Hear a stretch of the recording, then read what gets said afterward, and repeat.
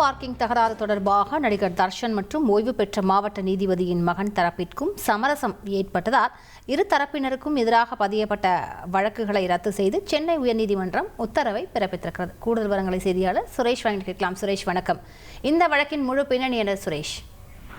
வணக்கம். Big Boss season 3 நிகழ்ச்சியில பங்கேற்று பிரபலமான தர்ஷன் தன்னுடைய அண்டை வீட்டாருடன் ஏற்பட்ட அந்த கார் பார்க்கிங் தகராறு ஏற்பட்டிருக்கிறது. இது சம்பந்தமாக அவருக்கும் ஓய்வு பெற்ற மாவட்ட நீதிபதியின் மகனுக்கும் இடையே தகராறு ஏற்பட்டு இதுல ஒரு பெண் மற்றும் நீதிபதியினுடைய மகன் காயமடைந்திருக்கிறார்கள். நண்பருடன் சேர்ந்து தர்ஷன் தங்களை தாக்கியதாக அவர்கள் ஜே நகர் காவல் நிலையத்தில் புகார் அளித்திருந்தார்கள். அதே போல தர்ஷனும் அவர்களுக்கு எதிராக புகார் அளித்திருந்தார். இந்த இரண்டு புகார்களின் அடிப்படையில் 2 வழக்குகள் பதிவு செய்யப்பட்டிருந்தன.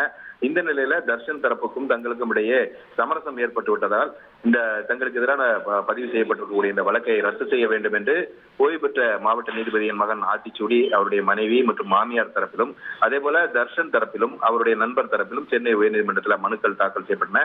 இந்த மனுக்களை விசாரித்த நீதிபதி இளந்தரையன் இருதரப்பிலும் தாக்கல் செய்யப்பட்ட அந்த சமரச மனுக்களை ஏற்றுக்கொண்டு நடிகர் தர்ஷன் அவருடைய நண்பர் மற்றும் ஓய்வு பெற்ற மாவட்ட நீதிபதியினுடைய மகன், மனைவி, அவருடைய மாமியார் ஆகியோருக்கு எதிராக பதிவு செய்யப்பட்ட 2 வழக்குகளையும் ரத்து செய்து உத்தரவிட்டிருக்கிறார்.